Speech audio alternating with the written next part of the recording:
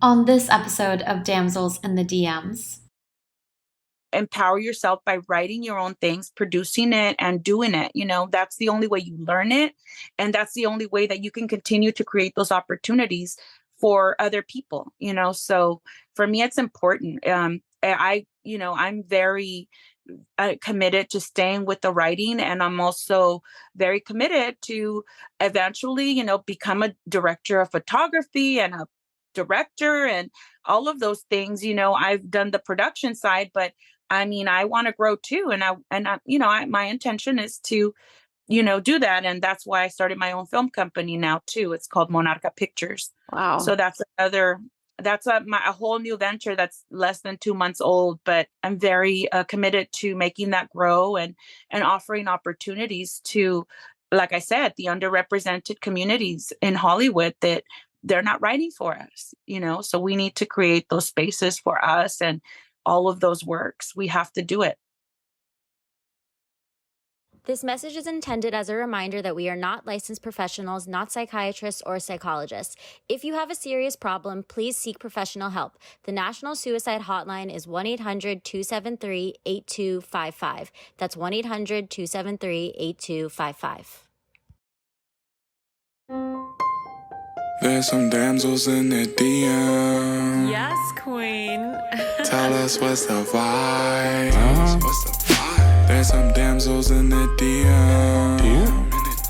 Please tell us what's the vibe. DMs, yeah we see them, yeah we read them. DMs, we don't need them, we just leave them. Please. Yeah. It's going down in the DMs. Bye. Doop, doop, doop, doop, doop, doop.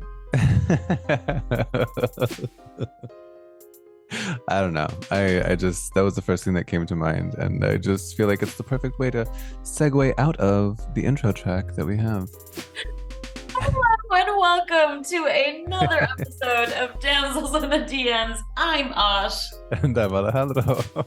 And you just never fail to give us some entertaining pieces of music and poetry in the beginning. I love it. Well, yes, poetry of life, songs of the universe.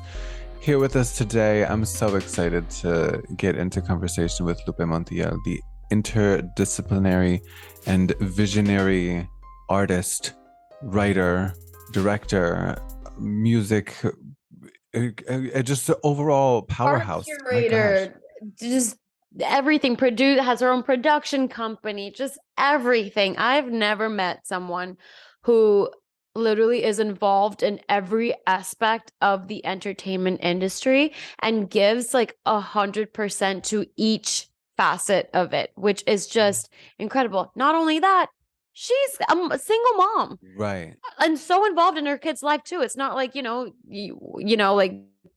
they'll take care of themselves. She's so involved in her kid's life too, and that this conversation is just like, wow, amazing, and like so motivating too. Like it's one thing to like hear about a person's journey, but then it's another to kind of identify certain points that have been significant for them that also resonate with our own experience, whether the experience may be exactly similar or like, somewhat different.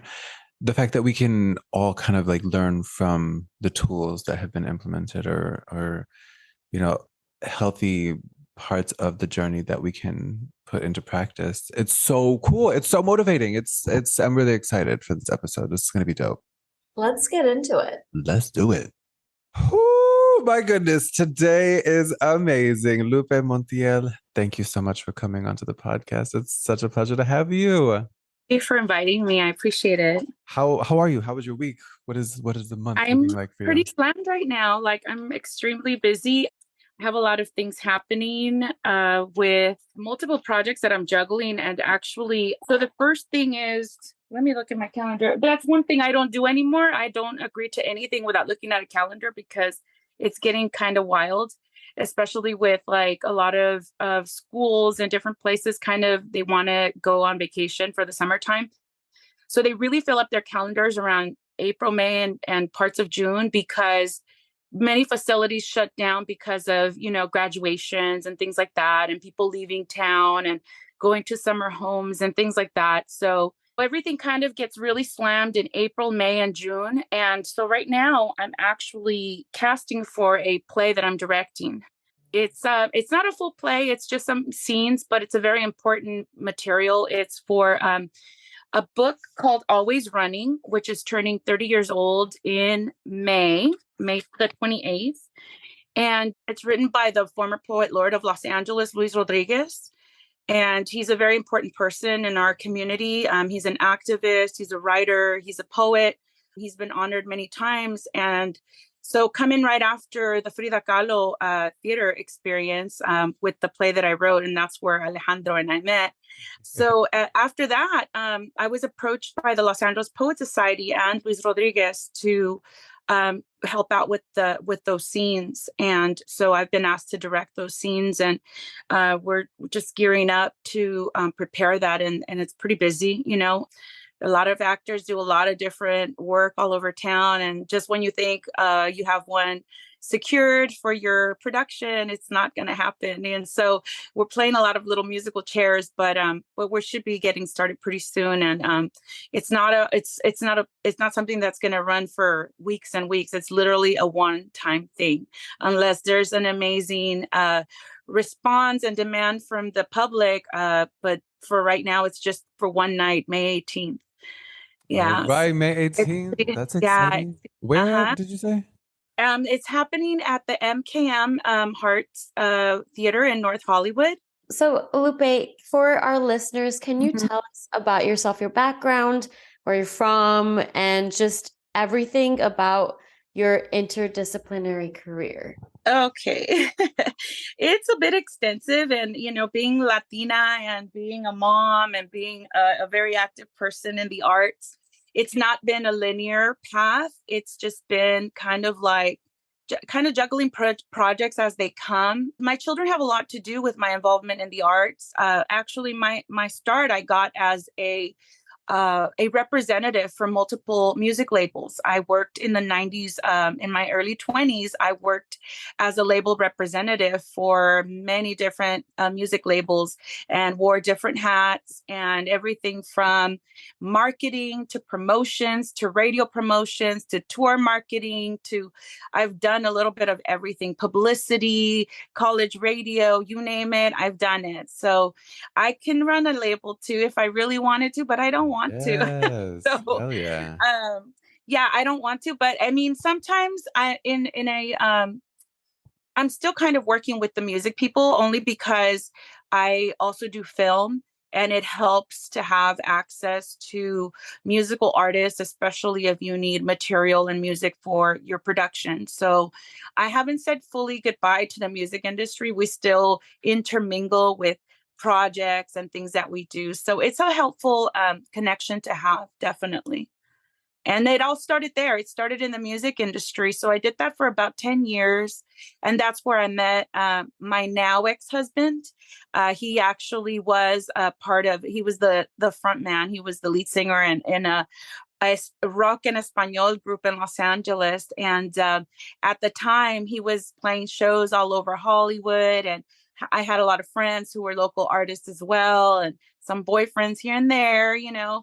But eventually, you know, I settled down with him, and he and I decided to leave the music industry. And so in the late 90s, early aughts, around 2000, he asked me to marry him. And so we decided to start a family. And, you know, it's a little complicated when you're in the music industry. You know, there's a lot of networking and a lot of commitments and events that you have after hours. And it's just not really very convenient for the children. And I really wanted to be very committed to my family and to their upbringing. So I decided, you know what?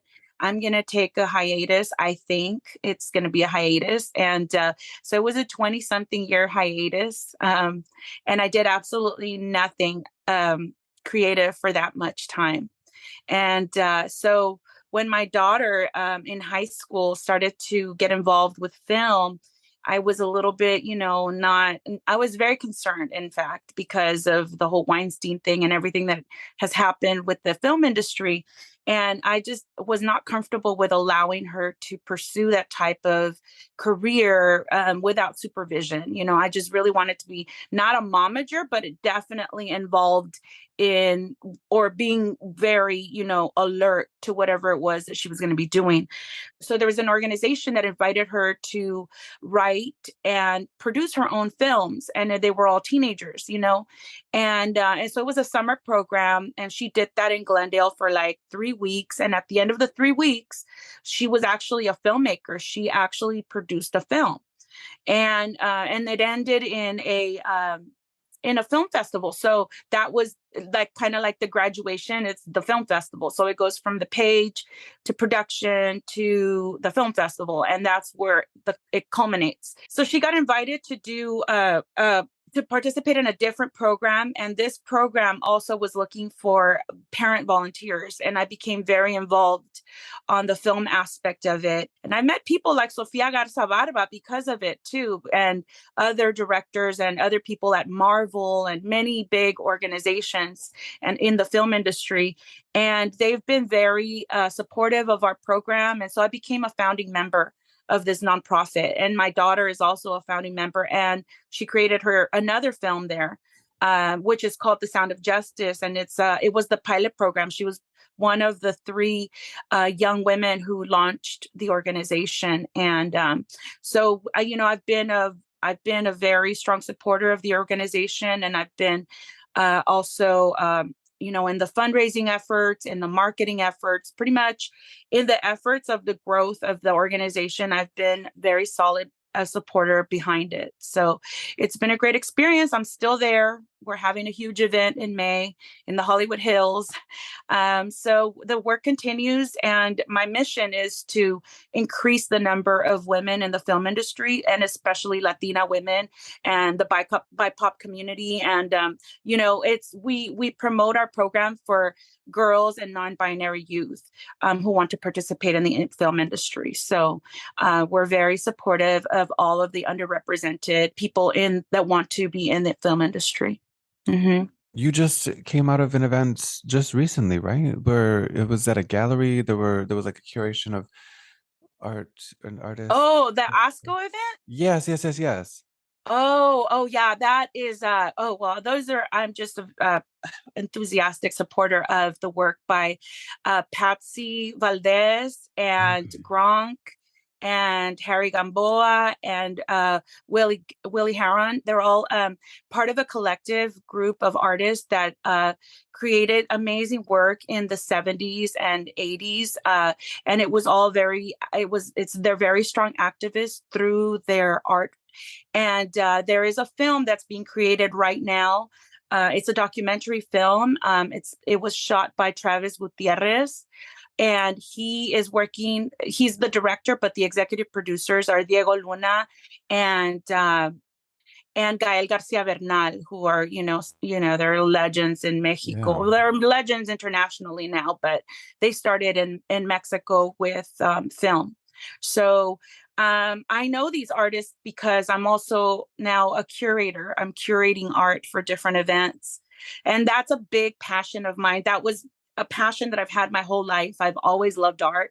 But I think my passion is very similar to Cheech Marin's passion, because ultimately that's what I want to do. I want to kind of intermingle all of the things that I do with film and be able to build up a strong platform to continue to promote artists, up and coming artists. That's why I was so committed to attending the ASCO event, because the new generation of artists, of vanguard artists, I'm not just artists, but artists who are incredible out of the box thinkers, presented their work, singers, performance artists, artists who have actually presented their work at Art Basel Miami.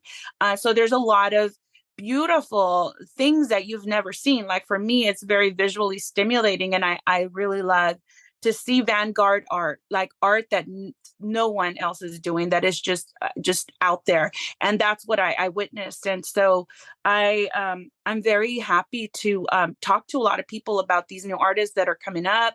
Rafa Esparza, Dorian Wood. There's a lot of really amazing, Sancha was out there singing. So there's a lot of the new generation of artivistas, and they're activists through their art. Yeah, I'm very committed to promoting their work wherever I can on whatever platform that I'm working on. Yeah.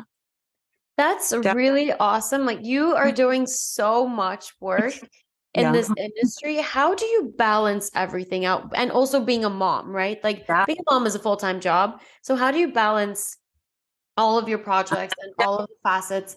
Yeah, how do you do that? I'm not just a mom, I'm a single mom. So it's even more difficult. It takes a village, and really does. And to do it effectively, you really have to be appreciative of the people around you that can help you, you know. And luckily, I still have my parents, and my parents are very supportive of my children in every way you can think of. And my parents only have 3 grandchildren. So when they love to be involved, and when they can, they're if I'm in a meeting or I have to run somewhere or there's things going on, they are able to help me with the transportation, and getting them from point A to point B or wherever they have to be. It doesn't happen often. I'm still even though I'm very busy and I'm single, and I have all these things that I do, I'm still very hands-on. For example, tomorrow I'm teaching an art lesson on making alebrijes in my son's classroom. So That's I amazing. am also a docent. I teach art. I used to teach it at my daughter's school. I did that for almost like 6 years, almost 6 years. Yeah. And in fact, that's how I met the founder of Girls in Focus. We met in Manhattan Beach at my daughter's school while we were docents for her school. We were teaching an art lesson, and I was on the executive board of that art organization. And we got to talking, and that's how we met, and that's how we all ended up becoming involved again in film. So my children brought me back to the arts. They keep me young. They keep me relevant. They keep me on my feet. They keep me, like I have to know what's going on at all times, because you have to keep your ear to the ground, especially in the arts. You need to know who's doing what is happening, what is the youth like. You need to know these things. Yeah. It's That's a good. lot of work. Yeah. It sounds like they are definitely able to keep you on your toes, and I mean, Yeah. I hear the value of why that is necessary, because like Mhm. to have your finger on the pulse of everything going on. I mean, there's so much happening, so of course you have to like figure out Yeah. ways to like stay updated as much as possible. That's cool. Yeah, my daughter just came back from Coachella, and you know, she told me everything that happened there, and we were just kind of watching the streams and everything. I have no interest in going to festivals anymore. I used to do that a long time ago, but she came back after the 3-day event, and she was looking tired. Oh no. So, it's one of those things but I like to hear about it. And I love Rosalia, and I love Bad Bunny, and I love the whole Latino movement in the music industry that's really growing. So we started that. We did back in the 90s when I was promoting Latin artists for Polygram Latino. That was my mission. Like, I really wanted to see that happen. And it did finally. Now, after 15 years, it finally has become something a little more mainstream. But back when I was doing it, it was still considered part of the alternative scene and part of like an up and coming scene. And so I actually worked with artists from Monterrey, Mexico. The ones that I really like, I really was very involved in the start of their career. They're rappers. The name is Control Machete. So it's a trio from Mexico that had never played or done anything in the United States. And I had them booked for a promotional tour. And they played at the Roxy. And back then they weren't booking any Latino artists there. And then after that, they started booking more Latino artists. And in fact, because the House of Blues used to be just up the street, they started to take on a lot more of the promotional, booking of Latino artists. And it really took off with them, with a promoter, a friend of mine named John Pantel. He really push that for that whole scene to grow. And yeah, so it was really interesting and really a proud moment to see them grow. And now to hear my daughter, like, this is just normal to them now, but they don't know what it took to get there. They don't know, it took us a long time to really get these artists, like more acceptable to the mainstream. And so it's really, I really love that my children will definitely, they're going to see that all the time now. It's the norm, their culture is the norm, so. And that's so important. And I love that you're describing full circle moments, the fact that you were making headway back in the 90s in what's currently taking place or slowly evolving and continuing to gain momentum. I'm also curious though, what are some ways that you've surprised yourself, or maybe like the work that you've done surprised you about either what you can handle or how you handled something? Like, yeah, what are some surprises that you've had along the way? Quite honestly, the most recent surprise was theater. I had no intention. I I'm I'm an accidental artist. I was not trying to become an actor.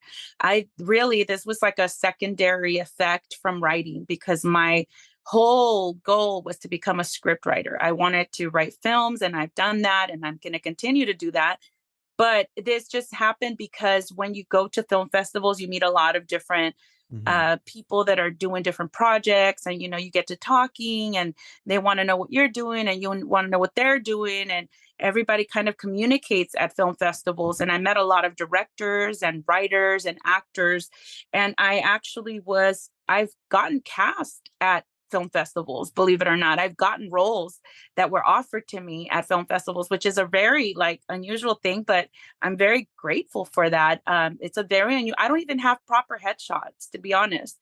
I've never That's gone that to an audition. magic that you I got. That's so dope. I mean, I'm very grateful. I know that a lot of people really, I work really hard for that. And I want to do the same thing. I want to do it the right way. I have intentions, of doing all of that. But because of the work, I've been very fortunate that they've trusted me with their work, and have allowed me to portray roles that they feel are important to their project. And I joke about it. I say, I'm like the new Brady Bunch 2.0. I'm a single mom, and I can have a grid with 12 kids that are my real kids and my on-screen kids, because I'm always playing the mom.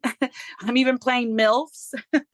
So anyways, that's a whole other story. But yeah, it's been interesting.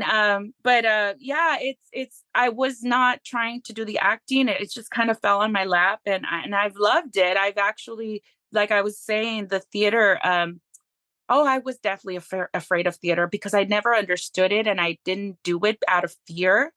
And then when I became a playwright with Casa 101 and the play group Chicanas, Cholas, and Chisme, that's where I wrote my play, the first play, which eventually produced and acted in, which I wasn't trying to act in my play either. I just couldn't find anyone to fill that role.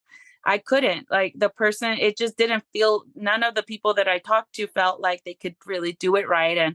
And I thought to myself, I wrote the material, I know it, I may as well just be in it, So I took that dive, and I went for it. And that's how I ended up in my own play. You gotta, Yeah. I love that because it is so important that we create our own opportunities, because It's very empowering. Yeah. Yeah. so empowering, so empowering. It's very But I'm, empowering. And I think it's very important because Hollywood isn't writing things for us. I know that's And we right. have to take those matters into our own hands. And if we really want to develop as artists, as writers, as actors, directors, producers, all of that, we have to understand every angle of the work in order to grow, in order to perfect your art form, in order to develop. I think it's very important to empower yourself by writing your own things, producing it, and doing it. That's the only way you learn it.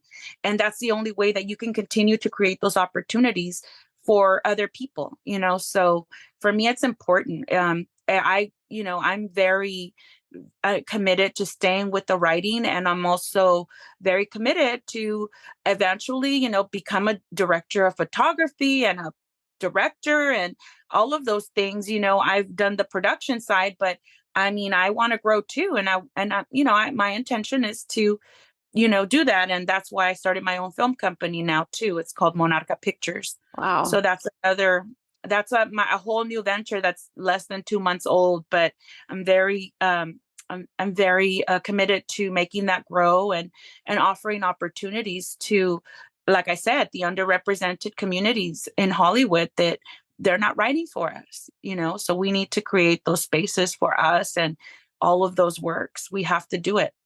Mm-hmm.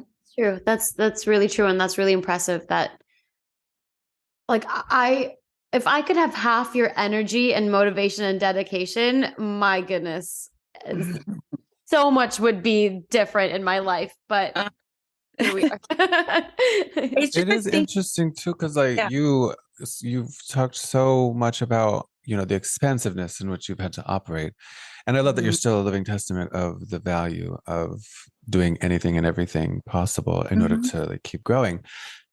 But the one instance where you mentioned fear was getting on stage. What about theater or performing in front of a live audience was inducing fear for you?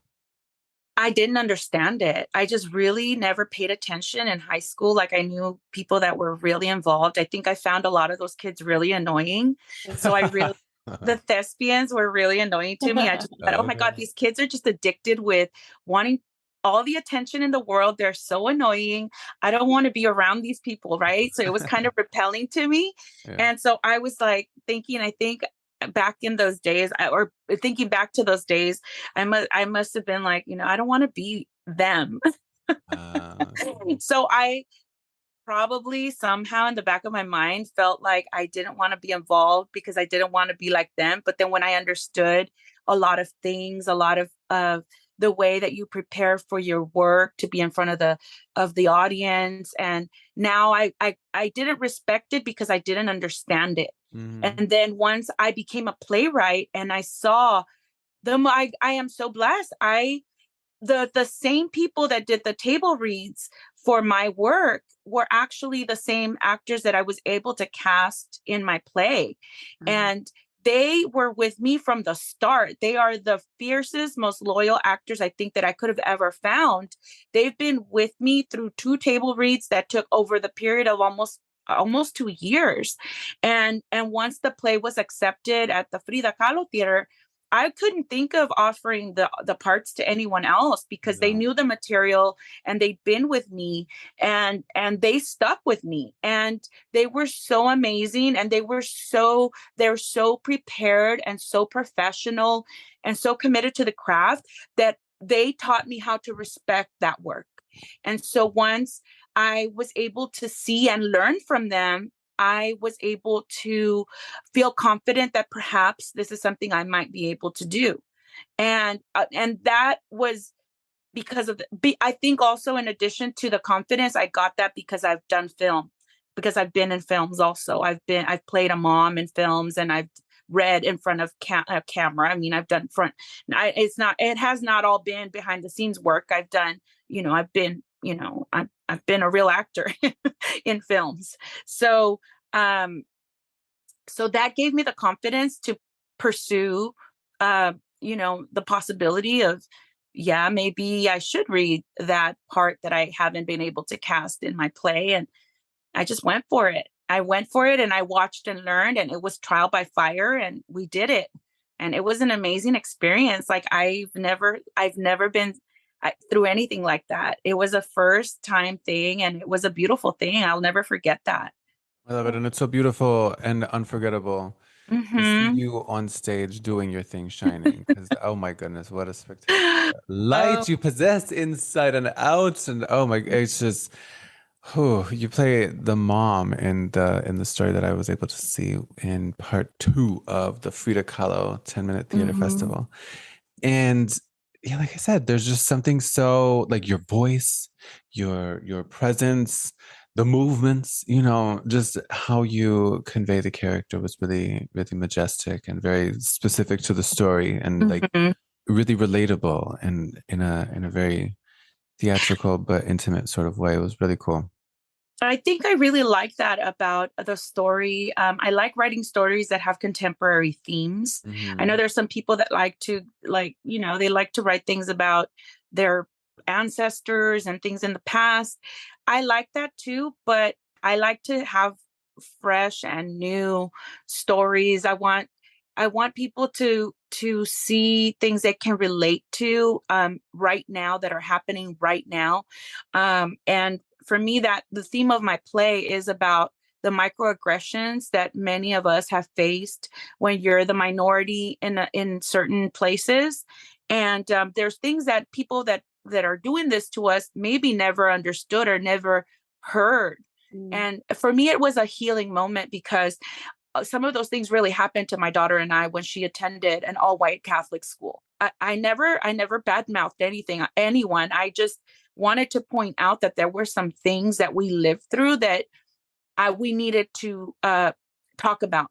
And for me, that the writing a play about that experience was very important, and it was a healing moment for me because we lived it. We lived it, and you don't forget. You don't ever forget how they make you feel.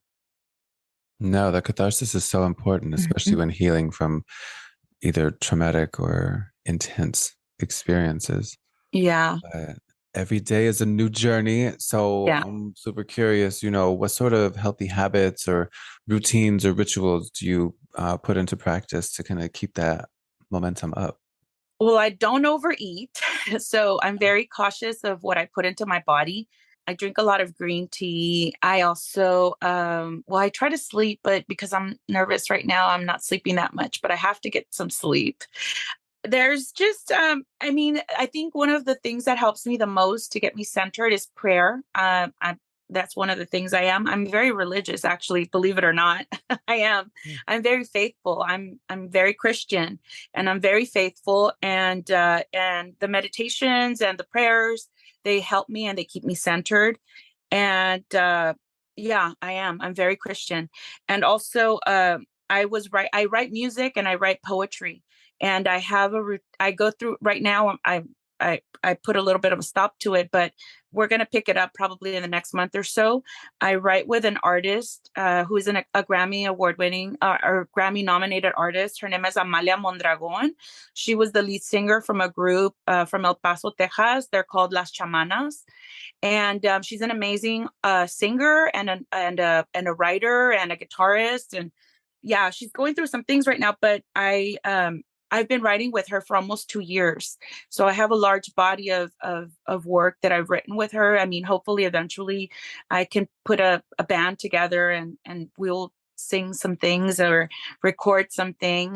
But yeah, that's also in the work. I love, because of my love with music, I I've been creative with it too. So eventually we might produce something, or I might be able to have other artists do the interpretations. Yeah, to sing them, to sing my lyrics. Yes. Oh my How Yeah. God. That would be cool. like a beautiful experience of a staging or like a mini concert of Mm-hmm. work that you've written. Yeah.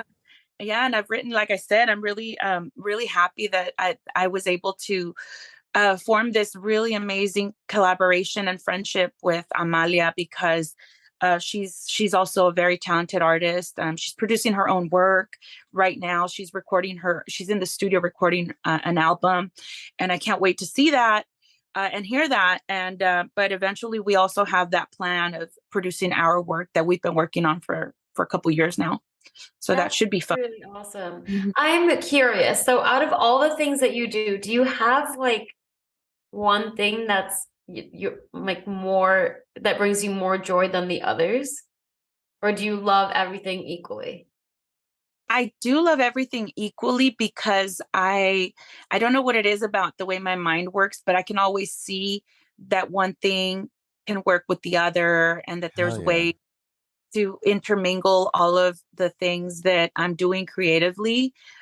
With, like I said, with the music, some of that can end up on the soundtrack of a film, Right. you know.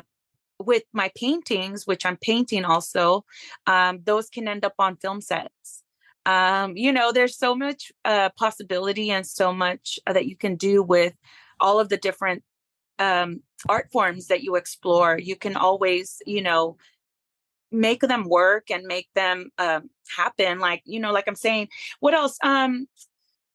Oh, with Girls in Focus, I love that we're going to actually be going into the historic CBS lot in Burbank, and they're now called Radford Studios. And that's it, the very first time that our students are going to be able to film their films in person. Because the other, we started during the pandemic in 2020, and so we always did everything via Zoom. So we were able to share files and collaborate that way. And the films that have been produced at Girls in Focus they've all been created over the internet. Like the girls have just managed to record things and share and edit and amazing. They've done amazing work. But this is the first time they'll be there hands-on, like, working the lights, working the sound, working the cameras, like really hands-on. They'll be able to write their work, produce it, and edit it. So it'll be, it's going to be the full filmmaker experience. So it's going to be a lot of fun to watch and fun to assist them. I love to assist them. I actually brought some filmmakers, some young girls from Mexico who are filmmakers to join our program. And now they're very active on our youth advisory board. And some of them, hopefully, God willing, El Consulado Mexicano might be able to help me bring them to the United States to actually have that full experience. I'm definitely trying to work with the Mexican government to bring them over and have them have that amazing Hollywood experience of having created their films here in the United States. So that's a huge a huge project that I would love to see come to fruition. But one of them, her name is Julie Rosales. She wrote a film called Broken, and she wrote it about the broken immigration system in the United States. So she had a lot to say. Her uncle left Mexico as a youth, and they never saw him again. So, they did eventually locate his remains. He was found. He didn't make it. And so she interviewed her whole family, and then she was able to interview us as immigrants and to talk about our experience as immigrants and, all of the things that we've lived through here. So it's an amazing and it's a very emotional film. So I was able to secure work, some music from Quetzal, who is a Grammy Award-winning band from East LA. They're an amazing band, and also La Santa Cecilia. They also gave me music.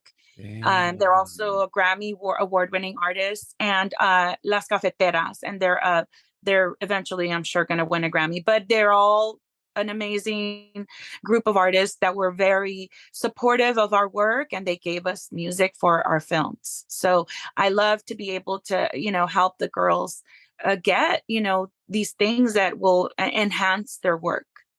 Absolutely. Yeah. I have a question. For Control Machete, did they have a song that was like, Si Senor? Da, da, da, da, da? That was them? That was them. That's Okay, them. dope. Yeah. I meant to ask earlier, but then I was like, let me not interrupt. But now that In it came up fact, again. that one of my proudest moments was seeing that song in a Levi's commercial. And it aired during the Super Bowl in the early 2000s. I think it was, I don't remember which teams played right now, but yeah, they played it during the Super Bowl. That song that was on a record that I promoted made it into a commercial with Levi's that aired during the Super Bowl. So that was amazing. That was a really cool moment. And another testament to how, work that we create doesn't have to live in just one sphere of life. Like it can exist and support so many other. It's not like milk. It doesn't have an expiration date. Right. You can always, work can be worked.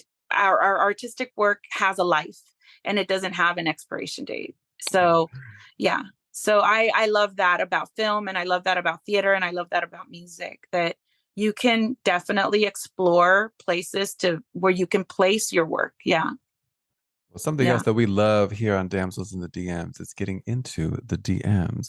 So, what has been the funniest or wildest or most intriguing or maybe even inspirational DM that you've recently received or ever received? Recently. um, just I think recently I had a filmmaker reach out to me. They offered me a role for a Oh, dope. movie that I'm not really sure about because I it's a genre that I have never ever ever participated in or worked with, and I'm not really too sure that I want to do that. I haven't said no, but I haven't said yes, so I don't know. But there's also artists who want to collaborate, like painters and people that want to uh, they want to have their work shown in different places, or they ask for advice, and I'm always happy to give advice of if I can't help them, I can definitely find out if who can. So I like to provide that kind of support. I don't really get, like, it's actually interesting. I don't People post weird stuff on my wall in Facebook more so than like sending me a DM that's awkward or funny. It's just like lately, I'm seriously, there's some men that wrote down their phone numbers on the wall of my Facebook. Oh my I gosh. mean, yeah. So when are Whoa. you going to call me like so Oh my publicly? gosh. Ew. Uh, So I'm like, what is going on? What is going on? Yeah. So things like that are a little bit off, but no, I mean, I not nothing to it's all very related to like music or film or art, art creation, things like that. But no, yeah, nothing too strange other than, like I said, little weirdos posting on my wall. yeah, that's funny. Okay, so the DM of the week asks, what is something that most people would find surprising about yourself? Probably what I mentioned, that I'm Christian, and that I am very faithful and very religious when it comes to my spiritual faith, my spiritual practices. I still believe in Jesus Christ, and I am very Christian, and I do I'm very and it's unusual in Hollywood. A lot of people are very like into esoteric things, and I know it, and I respect a lot of what friends believe in. And, I don't proselytize. I just, know what I know, and it's just part of me. But yeah, I think that's surprising to some people. Some people don't think that I'm Christian or that I do practice my faith, and I do. And And You why surprised is me. that why is that surprising to people?